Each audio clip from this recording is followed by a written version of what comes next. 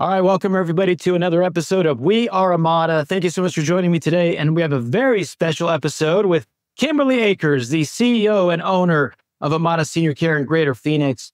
And not with her today is her partner, Kris. We wanted to do an episode here with just Kimberly, and we'll have Kris on a future episode. But Kimberly, thank you so much for joining us. No problem. Thank you so much for having me, Marcos. I'm excited to interview you because we were talking about this earlier, but you were the 38th franchise partner of Amada Senior Care back in 2015. And I was wondering if, did you have the feeling that you were a maverick joining Amada Senior Care as the 38th entrepreneur? Or did you feel like, no, there's enough people have taken the risk, I'm okay here? Or, and a bigger question here, or did it feel like it's really cool that I was an early adopter, that I came in early on? Tell me about that experience. Actually, if I could just say yes to all of the above, right?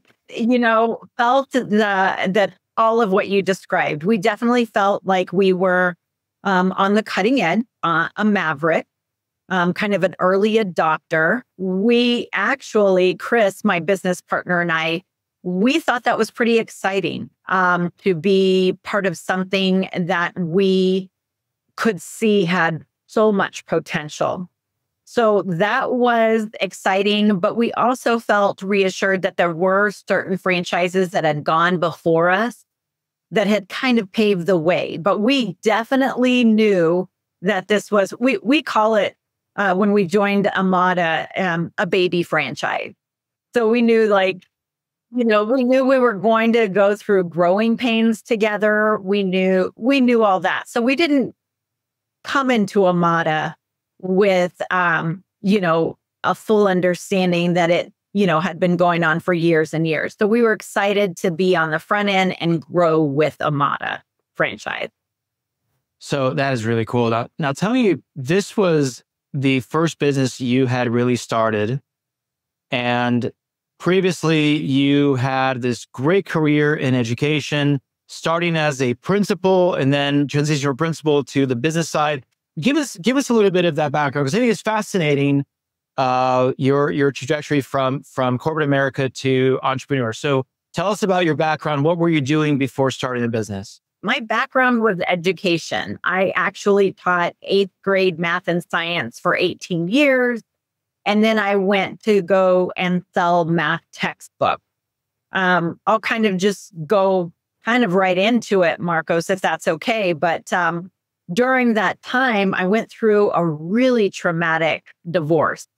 And honestly, I was shopping at Goodwill. I had 3 kids at the time. There was just shopping at Goodwill, circling the grocery ads, which again, I don't oppose anybody doing that. I'm just kind of trying to tell you, where my life was. It was very much, making sure, pinching pennies, concern.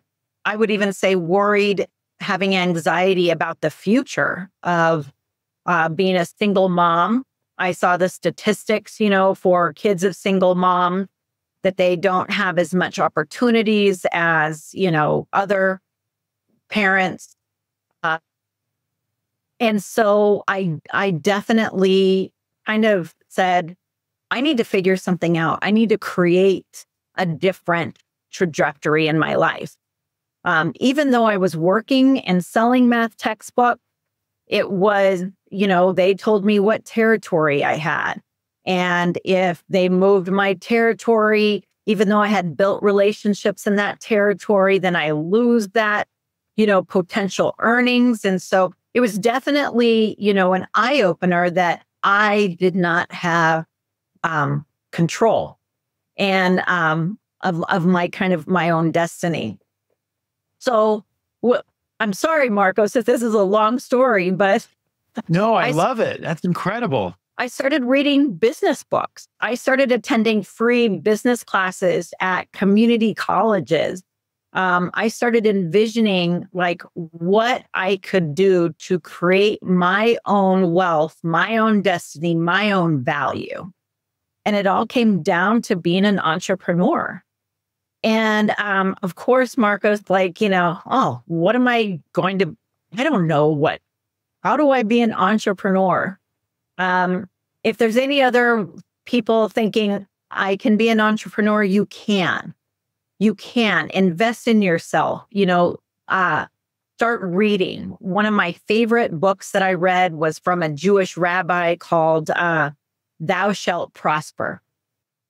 And he talks about that it's okay to build wealth and serve God's children at the same time. And so that was kind of a new kind of concept I had to embrace, that it's okay to make money and serve people and put food on my table. And there's a rhythm that God has created in our society that we can serve and have and get compensated for it as well, because we're serving.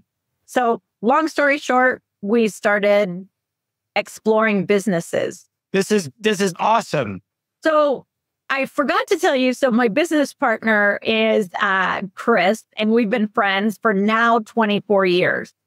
And so I said, Kris, I need to start a business, but I know that we've served in church ministry together, and you're the detailed person. I'm the kind of, networking outside person, but I need somebody to be the processes, like read all the fine print, because I don't like doing that. Hey, okay, I got to stop you with one thing though. Yeah. That self-awareness, I think, is a little rare. I think a lot of entrepreneurs just don't know, or they'll lie to themselves about what they're good at and what they're bad at. Where did your self-awareness come from? How did you, I know it sounds silly, but I talk to so many entrepreneurs, and when you're talking to them, you go, you're not a detail person, or you're not a salesperson. And they're telling you that they are, right? And you're like, no. How did you arrive at knowing that and be very comfortable with knowing that? That's a great question. I'm going to tell you how I came to know it, but then give maybe some clues to other people what they can do. Ours came kind of organically, meaning ours, Kris and I. We've known each other now for 24 years, but we worked together. We served together in church ministry. And so she was the back end person we served in children's church. And literally she would create the scripts and everything like that and give them to me like 5 minutes before. And I'm looking over, okay, I can do it. So we started learning like what our strengths were, because the details and working out all of that is just not me. And so, I think we just had an advantage being that we served together. So we knew what each other's strengths and weaknesses were going into business. But for those of you that you're not sure that self-awareness, I would start taking some of those personality assessment, like, the DISC assessment. It's very interesting. If you look at Kris and I's any type of assessments, I'll be more on one end and she'll be on the other end. And so we complement each other that way. That is so cool.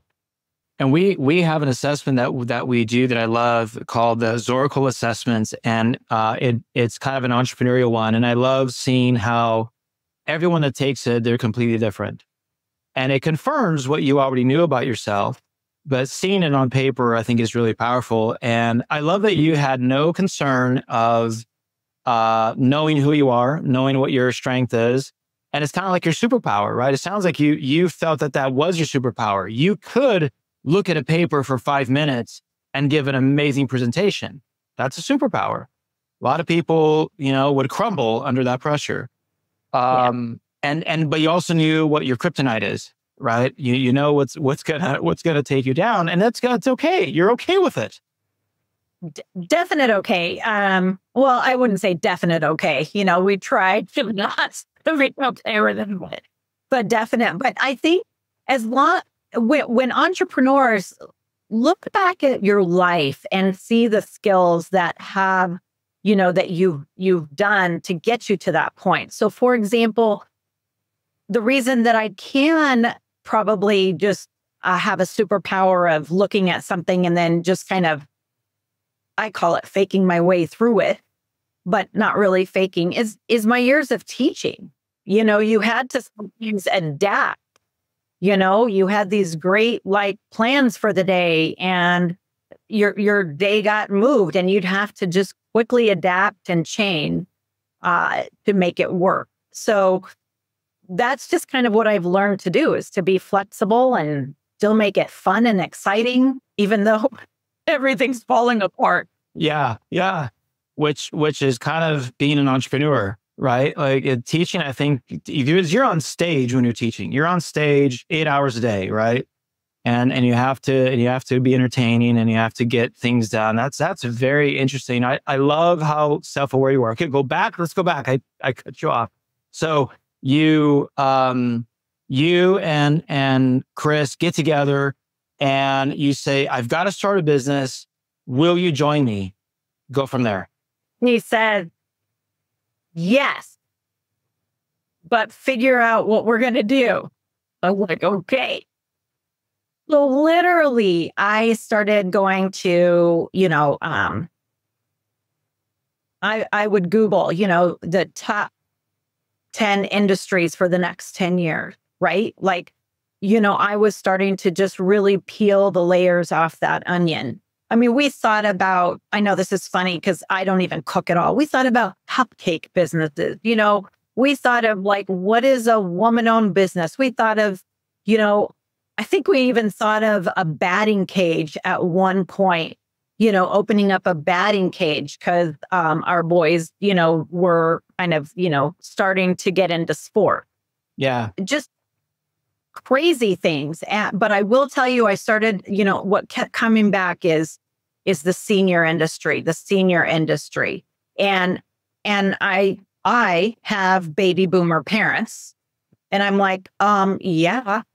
And then all the statistics, I mean, just thinking this is 10 years ago, I'm researching, it is coming to fruition now, right? Of everybody calling, the silver tsunami, whatever you want to call it. But we are going to be in a period of our country's life that we haven't ever experienced before. And I think it's exciting and scary at the same time, having all of these seniors age together. So I started saying we need to be in senior care, but I don't want to become a doctor. I don't want to be, anything medical. And so really we started looking at non-medical. And to continue on, started looking at various home cares, and I looked at Amada. I really don't know how it kind of came across my screen, but I started looking at Amada, and honestly, yes, it's kind of exciting when you have these, 6'5" men that are like these behemoths, Chad and Tafa. Yeah, you're not talking about me, but then, and for those of you who don't know, maybe I renewed the episode. The two founders of Amada Senior Care, Chad and Tafa, are both 6'6", both football guys. And it's really weird when they come into the room. You're like, this is insane. Like these giant dudes. Yeah, I'm like 5'11", but they're huge. They're these big guys. Huge. But then, again, Chad and Tafa, I love them. And they did create the vision for Amada, but that really they are not Amada. They created the values, and that is what Amada is. It's the values. It's the mission. And that's what Kris and I fell in love with. The mission of enriching life.